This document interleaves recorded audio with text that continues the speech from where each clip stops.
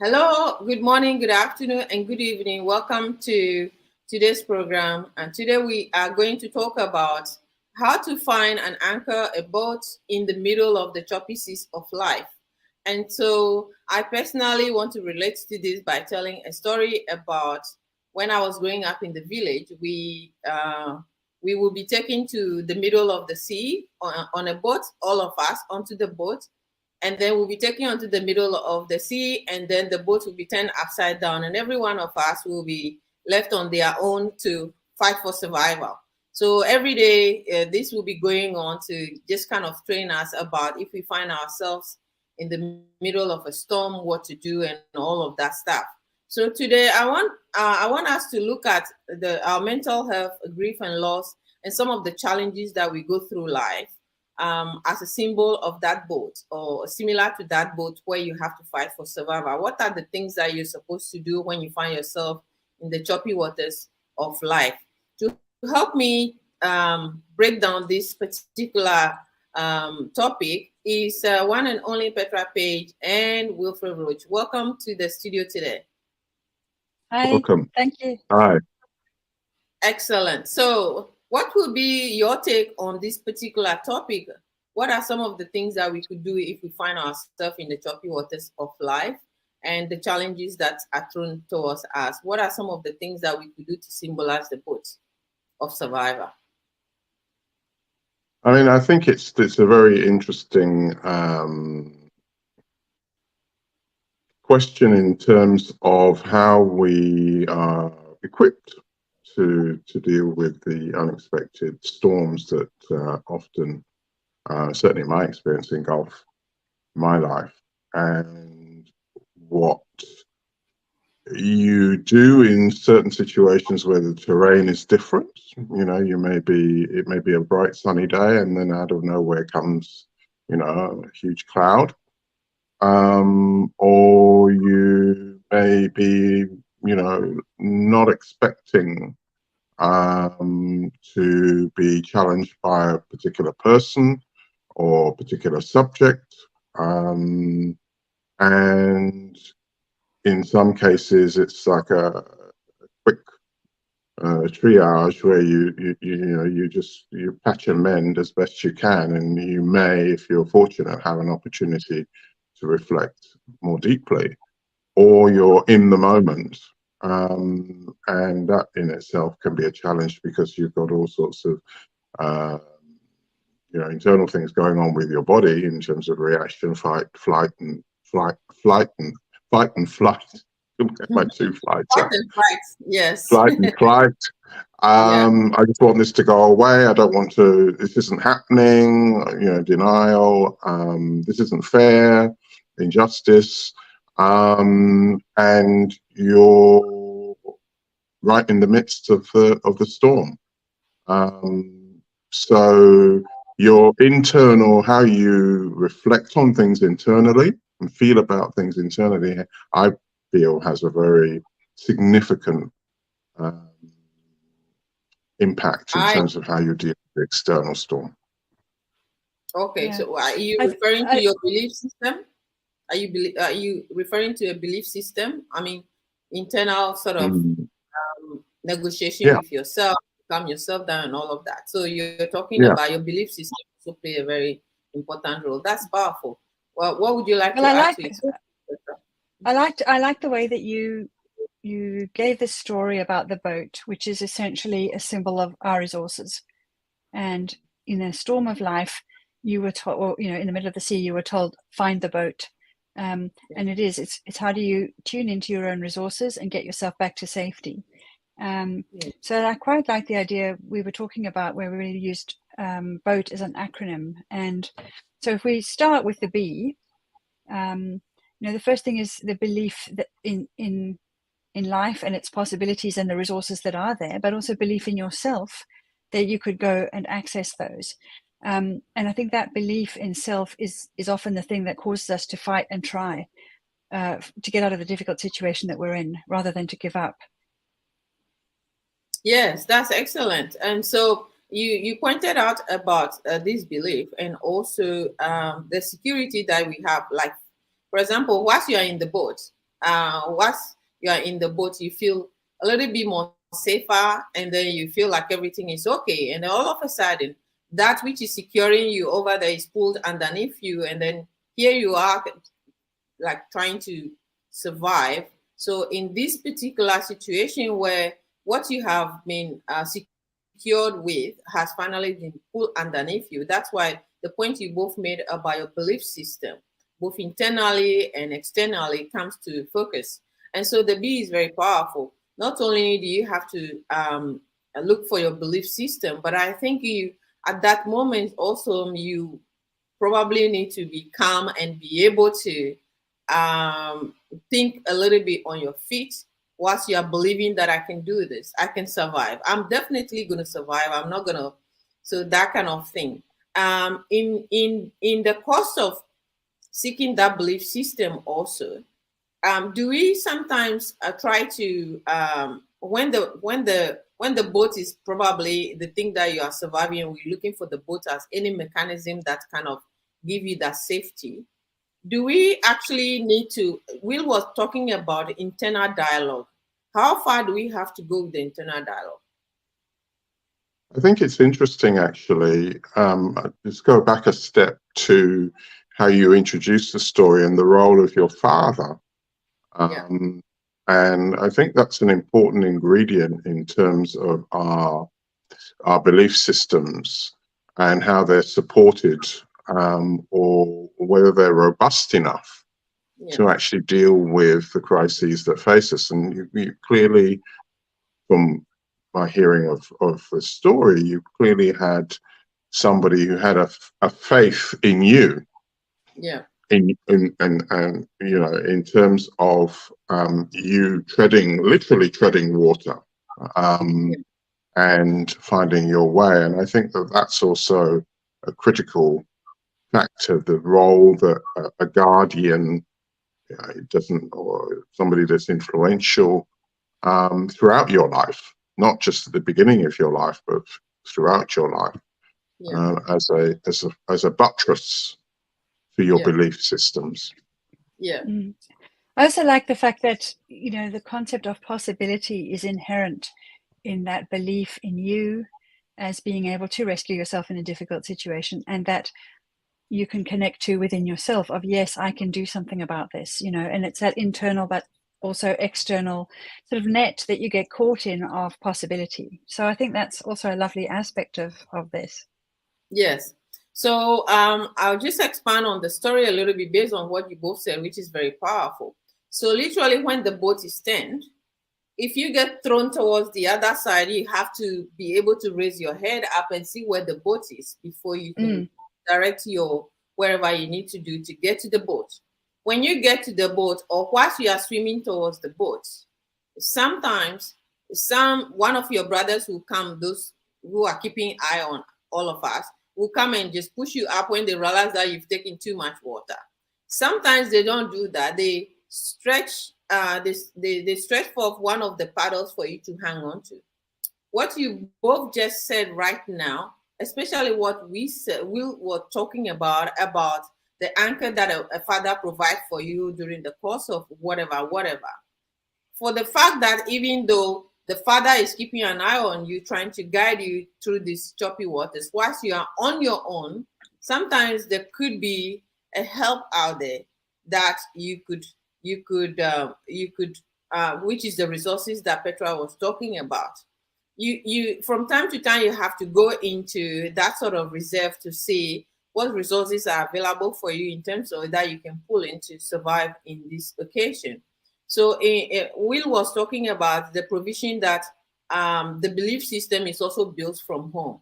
So then when you find yourself in trouble, what do?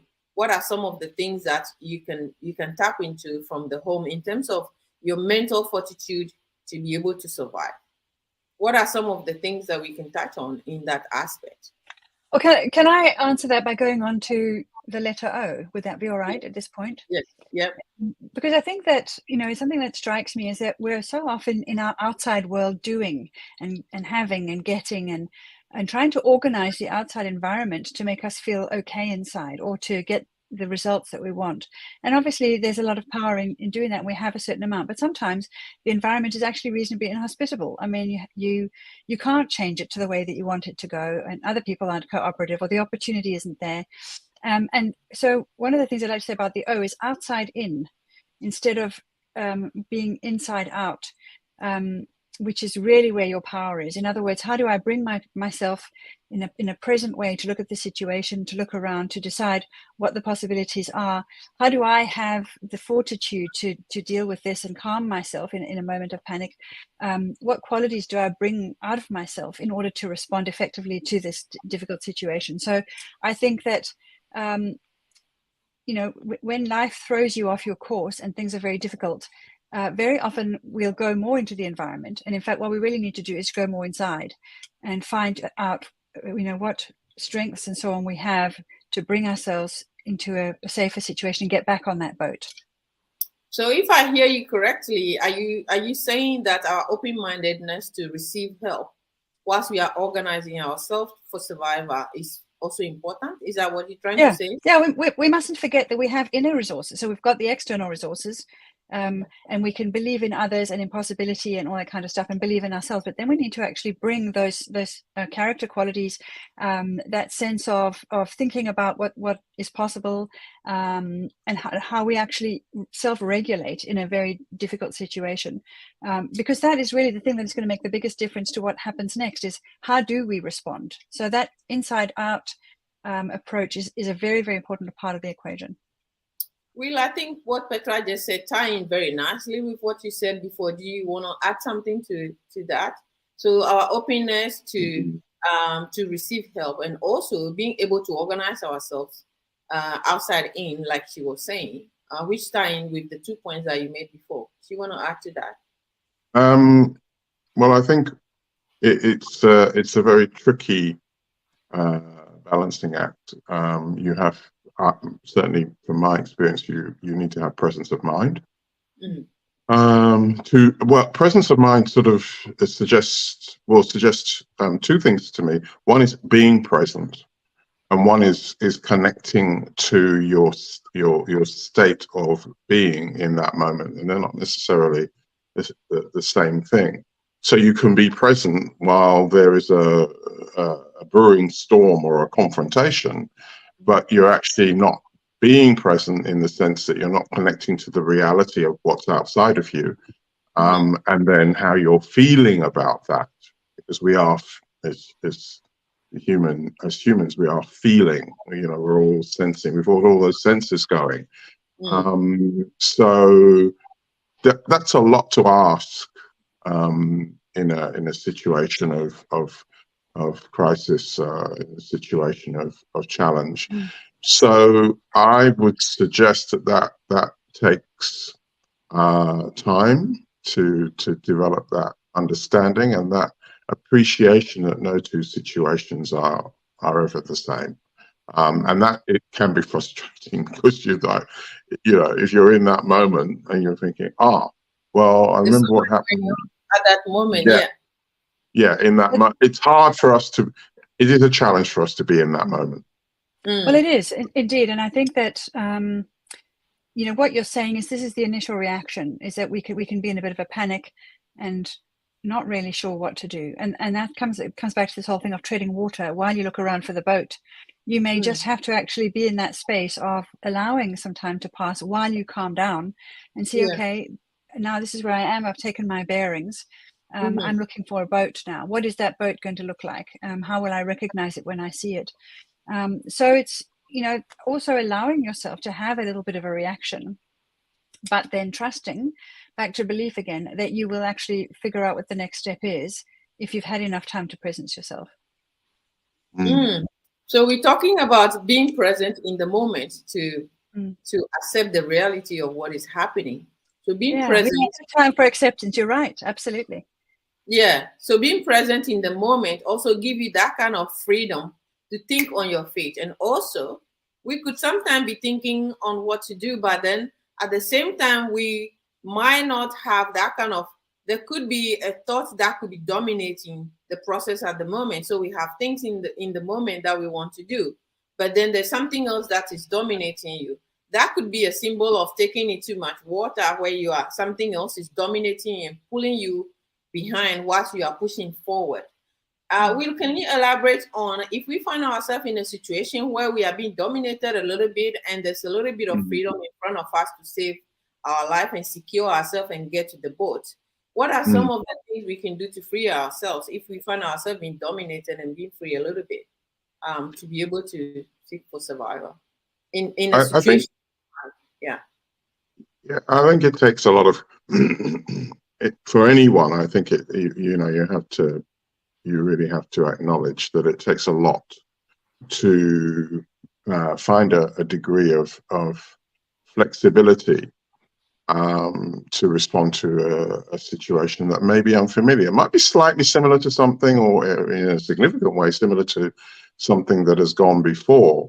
And human nature being what it is, we perhaps really want to believe that something is really, we don't really have to do that much to get out of a particular situation.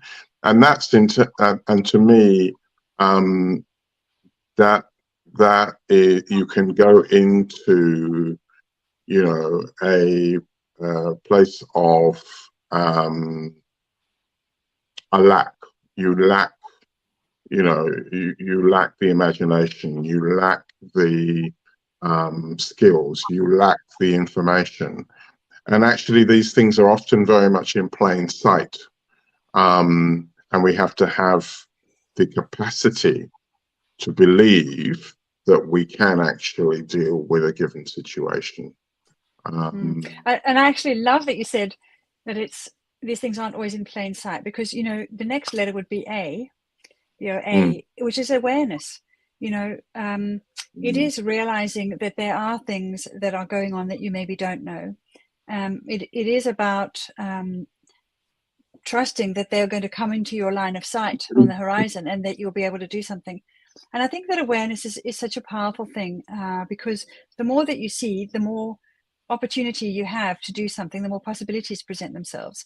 When you can't see anything and you're kind of half under a wave or whatever, you're not in any place to resource yourself or do anything other than struggle for survival. But awareness brings that breathing space where you can start to make a choice. These are the options. These are my inner resources. What am I going to do now? And it may not be the thing that you want to do, but the fact is that it does bring that sense of agency back in again, another A, of feeling a little bit less overwhelmed and perhaps a little bit more present to the situation and what you might do in it.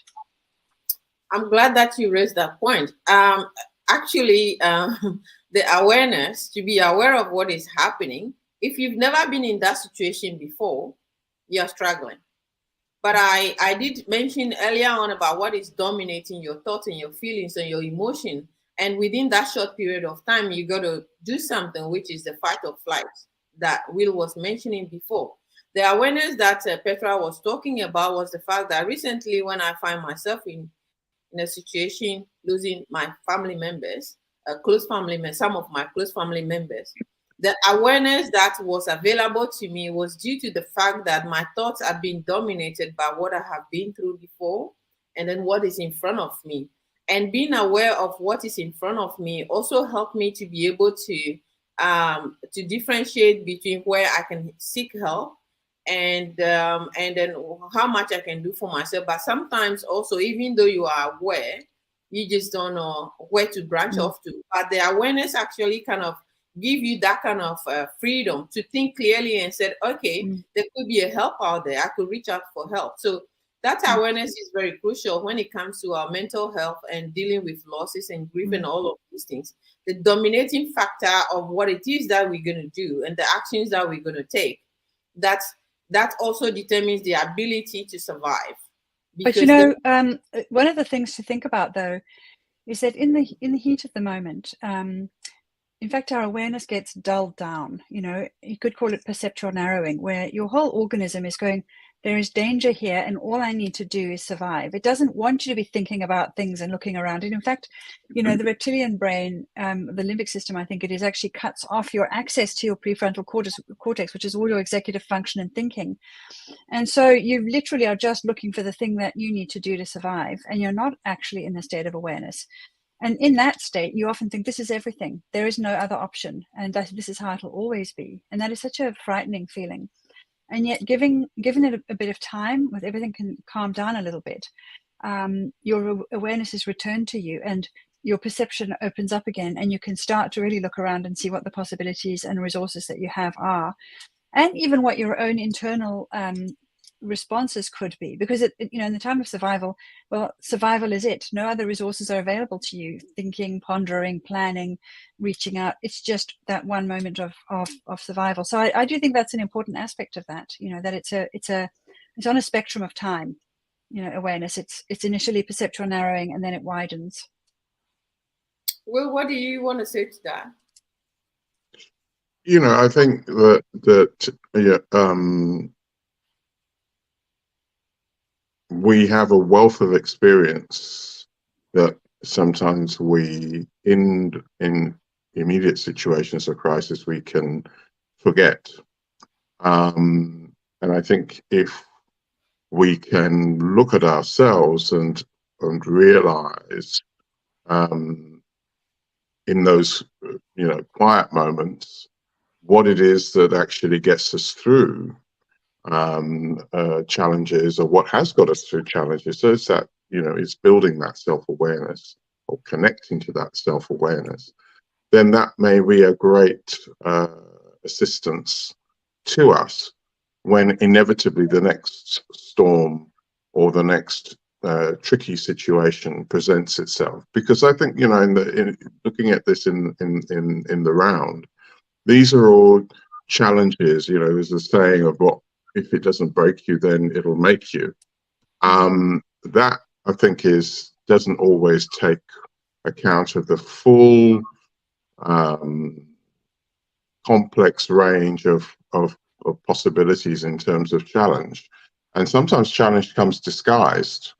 Often it comes disguised. It doesn't come with a label and a bow on it. It comes, if you like, from left field.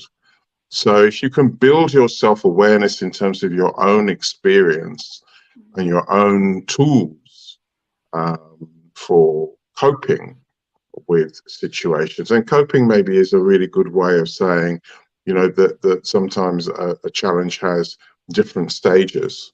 And it is, to take Petra's point, you know, what can I do now? And then once that situation, that particular part of the process has subsided, you then have a moment to reflect, and you then have a moment to, or maybe you don't, but hopefully you do have a moment then to say, okay, well, what can I, to start to formulate a plan. And I think implicit in what you're saying, Will, is that awareness and being connected to it also gives us access to our own store of wisdom. You know, because we have built it up over the years. We do actually have it, and when we can be present to what is on the horizon after the panic has subsided, we do actually have that as a resource as well. Yes, we do, and sometimes that can be a shock, and sometimes that can be a pleasant surprise. But you know, I often look back. Because I don't know what's coming tomorrow. I don't know what's coming today. You know, my plans and so on for today, but that's another matter altogether. But if I look back at, you know, the storms that have engulfed me, or those close to me, or even sometimes not even close to me, you know, we've got terrible things happening around the world, but I often think, well, I'm still here. And as challenging as that situation was, actually on reflection, was it, or was it a useful refining of my, you know, or a particular tool that I needed to to work with. Yeah, you know, there was this famous thing that was said by Michelangelo, apparently, where someone said, how do you carve these incredible sculptures out of this block of marble? And he says, I just look at what is essentially, you know, the form is essentially in it, and I carve away the excess. And, you know, sometimes the storms of life they chip those things away from us. And we begin to see what is true and real and beautiful about us and our ability in that situation. And, you know, our relationship to the situation, rather than feeling alienated from it and from ourselves. Okay, so quickly before we wrap up, do we also finding the boat, whereby we believe in the belief system that we go deep inside out to find ourselves and to find the resources that are available to us, organizing our thoughts and making ourselves open-mindedness to receive help, and also awareness to take action that will save us to survive. Do we also, what do you think the T in the boat will be for you? Mine will be the ability to talk or to take action. What will the T be for each one of you before we wrap up? I think that T for me stands for transform, that each crisis is an opportunity to learn, and that in itself is transformative. Ooh, that's yes, I love that. I love that, and especially married to your idea of taking action. You know, it is in our response that we actually do come to this transformation, not giving up. And, you know, like I had initially, I mean, I think those two are brilliant, frankly. I shouldn't even bother contributing mine, but I had said trust, you know, it's also trust that, you know, I always think about this thing that Einstein said of, you know, the most important question you'll ever ask yourself is the universe benevolent? And it is about having that faith that somehow things are organizing themselves around you for your highest good and your greatest expression, and that you yourself actually can step in to meet it. The life will never give you something more than you can actually handle. So there's a trust in self and in the world, you know, that's part of our resilience, I think, and our ability to step forward and take that action and be transformed and grow. So I love that. It's really gorgeous. That's beautiful. Taking action to transform our lives. You can never go through pain without being transformed, and you can never go through the storms of life without being transformed. And in taking those decisions also you need to trust your guts instincts, that there's help out there as well. Until you talk to someone about it, until you take that action and look out for the transformation that will bring to you, the survivor actually depends on you. And finding the boat doesn't necessarily mean that the boat is there for you. You have to take the action to swim towards the boat. And it is up to you also to hang on to the boat until rescue come to your aid. So in wrapping up, hopefully you get on the boat and you steer it through life, you know, and you steer it more skillfully because you fell off it once, and you know how to get back to it and get back on it. And you also know what it is that caused you to fall off it in the first place. So, you know, we are all steering our boat of life, aren't we? And on open seas, and who knows what will come. But, you know, we are actually also in this beautiful little container that the boat is. Yeah, that is so powerful. Will, do you want to add something to that? That's just incredible. No, I think that really is a good place to stop. So today we are wrapping up. We are being transformed by this conversation, and we are taking action, and we'll be talking as we keep going. So thank you all today for listening to us and for giving us your time. We really appreciate it. We look forward to seeing you again next time. Thank you very much, and we look forward to seeing you again soon. Bye now. Yeah, thank you for the opportunity to toss this idea around. I think it's been very powerful. Thank you. Thank you both. Thank you both.